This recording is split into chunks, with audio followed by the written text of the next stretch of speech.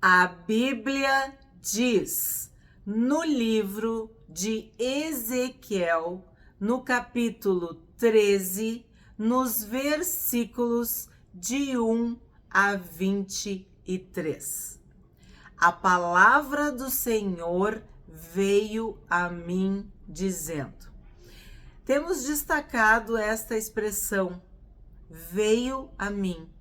Então, é uma visitação de Deus. O verdadeiro profeta, ele não fala as suas próprias palavras. Ele fala a palavra de Deus, a palavra do Senhor.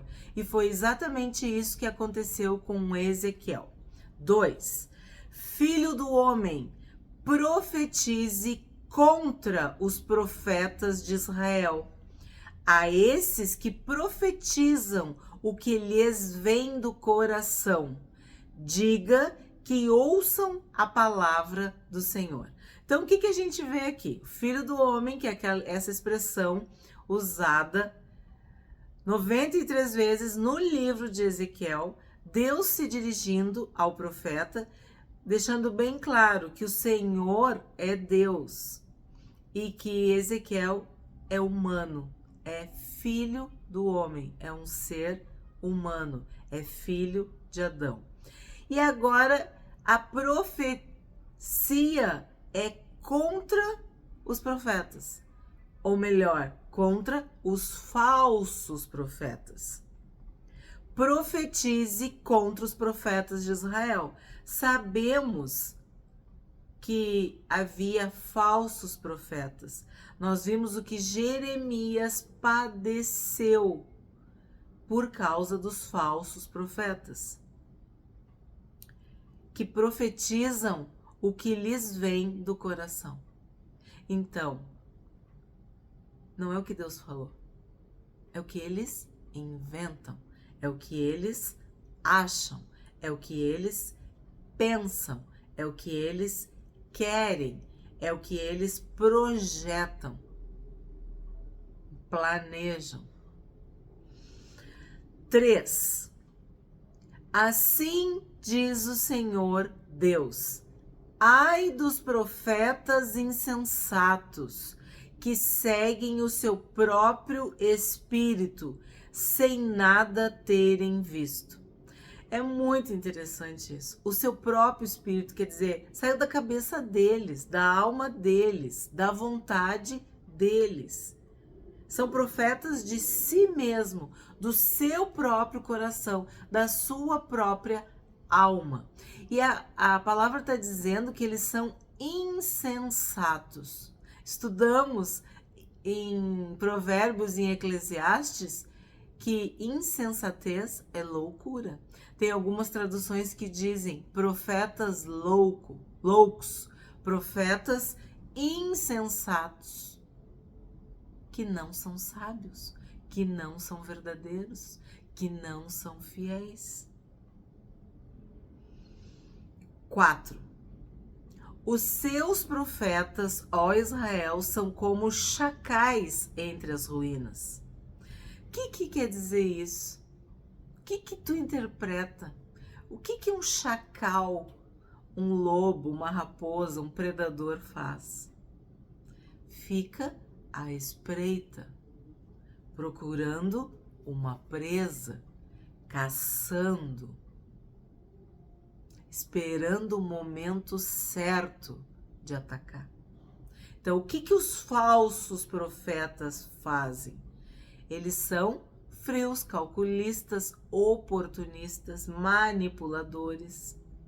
Eles enganam o povo com as palavras que o próprio povo quer ouvir. Pregam de si mesmo para si, né? Falam de si para que outros se alimentem disso. E eu tenho que destacar o ai dos profetas insensatos. Sempre que a palavra de Deus usa esse ai, significa presta atenção, cuidado, vai vir juízo, vai vir sentença. Não vai ficar barato. Não vai passar batido, como a gente diz. 5. Vocês não foram consertar as brechas, nem fizeram muralhas para a casa de Israel, para que ela permaneça firme na batalha do dia do Senhor. É muito importante este versículo.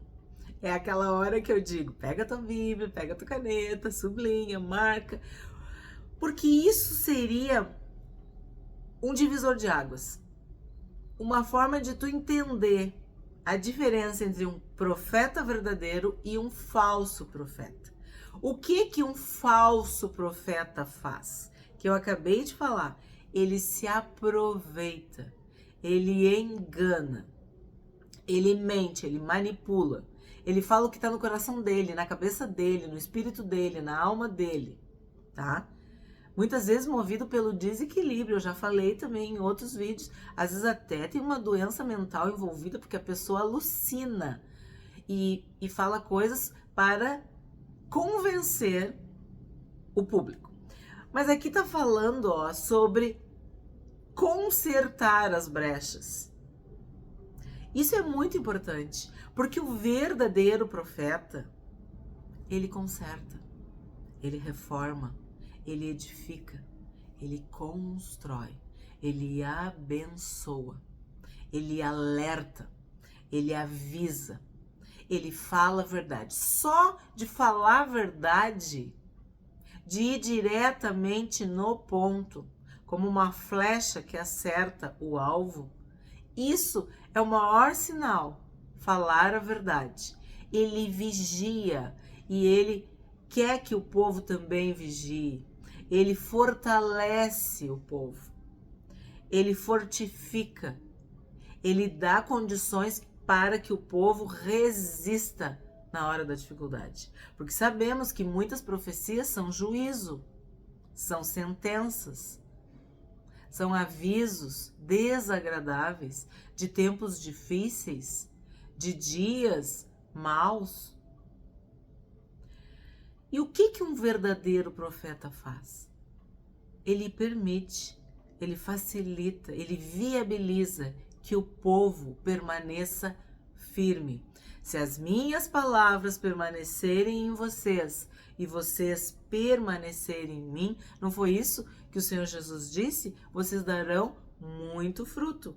Então, o verdadeiro profeta, ele faz tudo isso. E aqui está dizendo o quê? Que eles não fizeram, porque eles não consertaram, eles não construíram. E o que eles fizeram não permaneceu firme, não permaneceu de pé. 6. As visões que eles tiveram são falsas e as adivinhações são mentirosas. Dizem, o Senhor disse, quando o Senhor não os enviou, e ainda esperam que a palavra se cumpra. Então aqui é evidente que o falso profeta lida com a mentira, com o engano, com a manipulação. São falsas visões, são adivinhações, profecias mentirosas que levam o povo a pecar, a ser enganado, seduzido, manipulado, controlado por aquela falsa profecia que a gente viu, né? Profecia e profetada, né? 7. Não é fato que vocês tiveram visões falsas e anunciaram adivinhações mentirosas quando disseram, o Senhor diz, sendo que eu não disse nada? Então, colocam na conta de Deus. Dizem que Deus disse. O Senhor me falou, Deus isso, Deus aquilo. Mas Deus não falou nada com eles.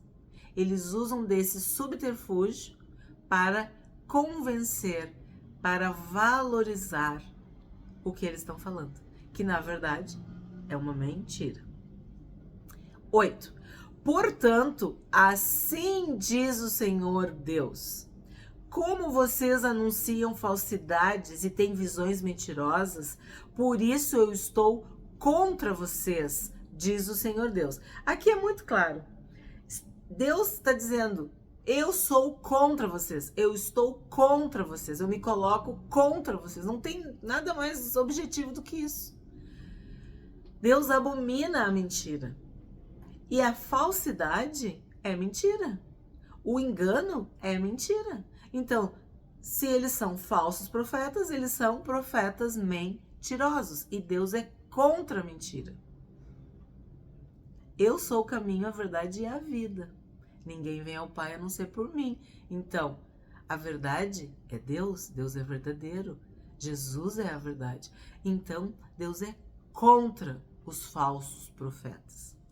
9. Minha mão será contra os profetas que têm visões falsas e que adivinham mentiras. Não estarão no conselho do meu povo, não serão inscritos nos registros da casa de Israel, nem entrarão na terra de Israel. E vocês saberão que eu sou o Senhor Deus. Nós temos estudado essa expressão, né? Eu sou o Senhor, eu sou o Senhor. Então aqui de novo, Deus, através de Ezequiel, está enfatizando que não estarão no conselho do meu povo, não serão inscritos nos registros da casa de Israel, não entrarão na terra de Israel. Quer dizer, eles não fazem parte da linhagem. Eles serão riscados, apagados, retirados. 10. Porque andam enganando, sim, enganando o meu povo, dizendo paz quando não há paz. E quando se constrói uma parede sem argamassa, os profetas a cobrem com cal. Isso aqui é muito importante, porque isso aqui me lembra os sepulcros caiados, que por fora é uma coisa e por dentro são outra. Então, o que acontece? Eles levantam, lembra que dizia que não permanecia firme? O pouco que eles faziam, então, eles constroem uma parede sem sustentação, sem argamassa. E o que acontece? Eles cobrem de cal. Eles fazem que tenha uma aparência de verdade. Também já estudamos mentira com cabeça de verdade ou verdade com cabeça de mentira. É a mesma coisa. Porque a mentira, ela copia, ela se mistura. Às vezes ela não é 100% mentira, porque aí todo mundo sabe que é mentira. Então o que ela faz? Ela se disfarça, ela se camufla, ela dissimula para enganar. Então o que ela faz? Levanta uma parede. Quer dizer, aparentemente faz uma coisa boa, tá construindo, mas não tem sustentação, não tem elo, não tem unidade, não tem a argamassa. E ainda pintam, né? O que quer dizer cobrem com cal? Quer dizer que pintam, para ficar com uma aparência bonita. E aí isso é a explicação para dizer assim, paz quando não há paz. Profetizam coisas boas quando não é para profetizar coisas boas. Quando é para profetizar juízo, castigo, sentença, punição, disciplina. Então falam de paz, mas não há paz. Porque na mentira, na falsidade, no pecado, no engano, não há paz. Porque Deus é paz. O nosso Deus é Jeová Shalom, é paz. O Senhor Jesus é o príncipe da paz. Um dos frutos do Espírito é paz. Então, nunca vai ter paz quando tiver mentira, quando tiver engano, quando tiver falsidade. Então, o que vai acontecer com essa parede? Né? O que vai acontecer? Vai desabar? Então, eles estão enganando, estão lidando com o engano, com a mentira, e eles são enganadores. E a Bíblia nos alerta que teremos que enfrentar o espírito de engano, o espírito do erro, que vai induzir as pessoas, elas vão ter comichão nos ouvidos e vão querer escutar a mentira. Elas não vão suportar a verdade. 11. Diga aos que estão aplicando a cal que a parede ruirá. Haverá chuva torrencial. Vocês pedras de granizo, cairão e um vento tempestuoso irromperá. O que vai acontecer? Vai cair. Não tem alicerce, não tem fundamento, não tem sustentação. 12. Quando a parede cair, certamente vão perguntar: onde está a cal com que vocês a caiaram? Portanto, assim diz o Senhor Deus: no meu furor mandarei um vento tempestuoso. Na minha ira haverá chuva torrencial, e na minha indignação pedras de granizo para destruir. Derrubarei a parede que vocês cobriram com cal. Vou arrasá-la para que apareçam os seus alicerces. Quando a parede cair, vocês serão destruídos no meio dela e saberão que eu sou o Senhor. Assim cumprirei o meu furor contra a parede e contra os que a cobriram com cal. E direi a vocês: já não existe parede, como também não existem aqueles que a cobriram de cal. Os profetas de Israel que profetizam a respeito de Jerusalém e para ela têm visões de paz, quando não há paz, diz o Senhor Deus. Então, é o seguinte, tem aquele que profetiza mentira, tem aquele que acolhe a mentira. Então, aquele que levanta a parede e aquele que vai lá pintar a parede. Tá entendendo? É como se tu vai vender alguma coisa, é porque tu precisa de alguém que compre. Se tu quer comprar alguma coisa, tu precisa de alguém que venda para ti. Então, o que está sendo dito aqui? Ambos estão errados. Os que erguem a parede mentirosa e os que pintam a parede para que ela continue aparentando a mentira. Sério, né? Eles profetizam mentiras, tem falsas visões de paz, e o que acontece? Tem gente que vai lá apoiar. É assim que eu entendo. 17. Olha, quando eu comecei no primeiro capítulo, no primeiro vídeo sobre Isaías, eu falei sobre os livros proféticos e eu falei que havia profetas e profetisas. Olha aqui, chegamos lá. 17. Filho do homem, vire o seu rosto contra as filhas do seu povo que profetizam o que eles veem do próprio coração. Profetize contra elas. Chegou a vez das mulheres. Então, havia profetas mentirosos, falsos profetas? Pois bem, existem falsas profetisas. Homens e mulheres que falam da parte de Deus? Sim, amém. Mas existem homens e mulheres que falam mentiras, que falam falsidade, que enganam, que fingem, que mentem. Então, é muito interessante. Profetiza contra as profetisas. Aí eu, como professora, não posso perder, né? Profetiza, o verbo é com Z. Profetiza contra as profetisas, com S. Então, agora Deus manda Ezequiel profetizar contra as mulheres, contra as filhas do povo que eram fingidas, que eram mentirosas, que eram falsas. O que elas faziam? A gente já entendeu, né? Se é falso profeta ou falsa profetisa é porque mente. Mas o que elas faziam? 18. Diga, assim diz o Senhor Deus, ai das que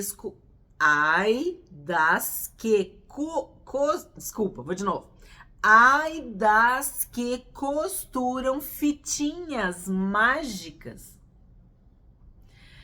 para serem usadas em todas as articulações das mãos e fazem véus para cabeças de todo tamanho para enredarem as pessoas. Vocês querem enredar a vida do meu povo para preservar a própria vida? Qualquer semelhança é mera coincidência. pensa que a gente está lendo Ezequiel, mas é bem atual. Nós sabemos o que quer dizer isso. São feiticeiras, são feitiçarias, são magias, bruxarias, encantamentos, superstição. Coisas que enredam, que prendem, que matam a alma das pessoas, porque faz as pessoas acreditarem que uma fitinha vai proteger, que uma fitinha vai dar segurança, que um cordão, que um véu, enfim, qualquer objeto vai te dar proteção, segurança, salvação, vai te ajudar, vai te abençoar. Aí aquilo se torna um objeto sagrado, ungido.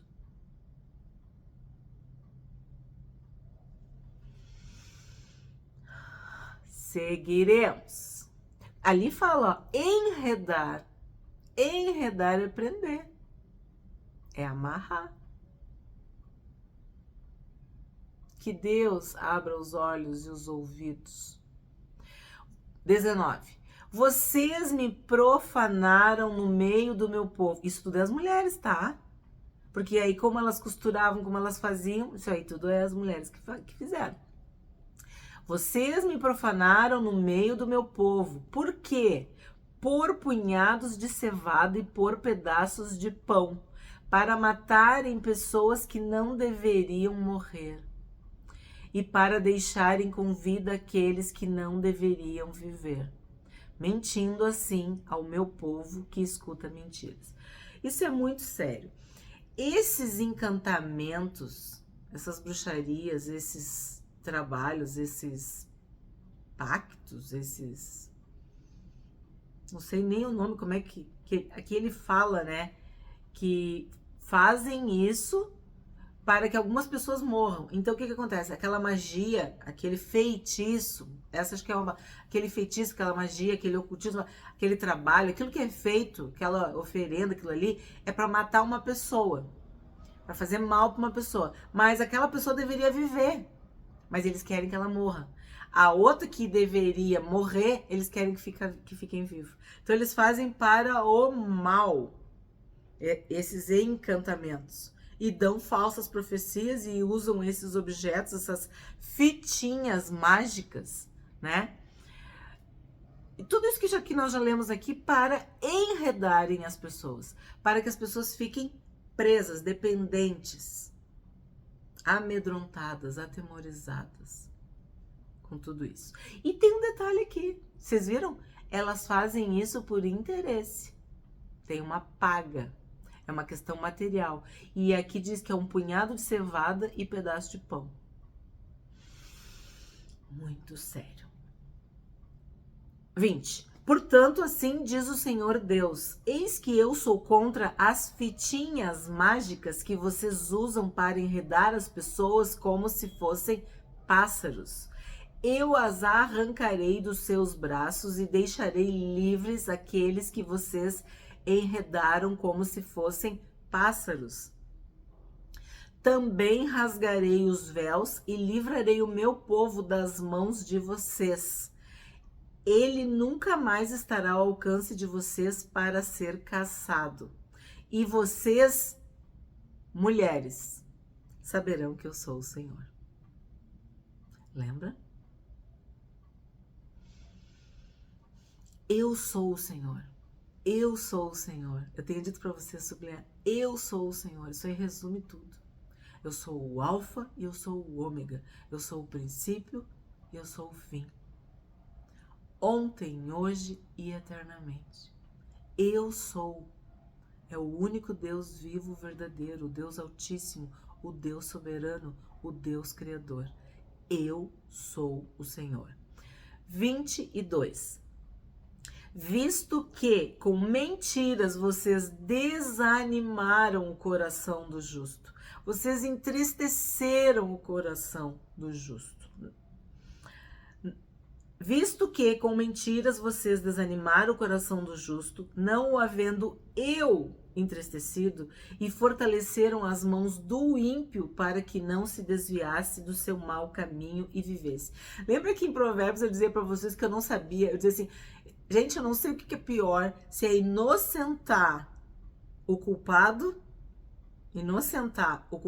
ou culpar o inocente. E aí às vezes eu dizia, eu acho que ainda é culpar o inocente. Então aqui, ó, a palavra de Deus está dizendo claramente, ó, tu entristeceu o justo e tu fortaleceu as mãos do ímpio.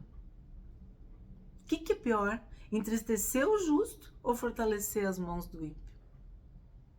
É muito sério, né? 23. Por isso, porque tu entristeceu o justo, desanimou o justo, enfraqueceu o justo e fortaleceu o ímpio,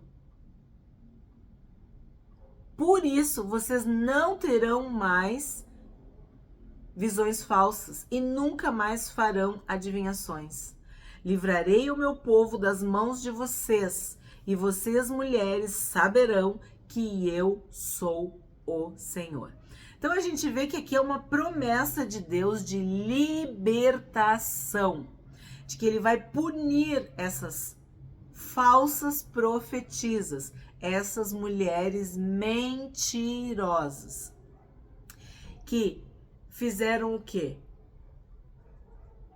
Falsidade, fingimento, encantamento, bruxaria, superstição, magia, feitiço, encantamento, as palavras, né, ocultismo, essas coisas todas, né? Contam histórias tristes, narrativas, profetizam coisas. A gente vê cada histórias horrorosas que dizem vai acontecer isso, vai acontecer aquilo, só que Deus não mandou dizer isso. Então isso desanima, enfraquece, entristece o justo, confunde o justo, oprime o justo. E nós sabemos que a alegria do Senhor é a nossa força. Então se tu começa a ficar triste, desanimado, perdido, abalado, tu fica fraco, tu fica vulnerável. E daí tu te torna o quê? Uma presa fácil. O que a gente aprende com este capítulo 13 de Ezequiel? Ai dos profetas loucos, insensatos, que seguem o seu próprio espírito e profetizam o que vem do coração, da alma, do espírito deles. Deus é contra os que falam falsidade e têm visões mentirosas, que entristecem o coração do justo e fortalecem as mãos do perverso. Destes, Deus livrará o seu povo.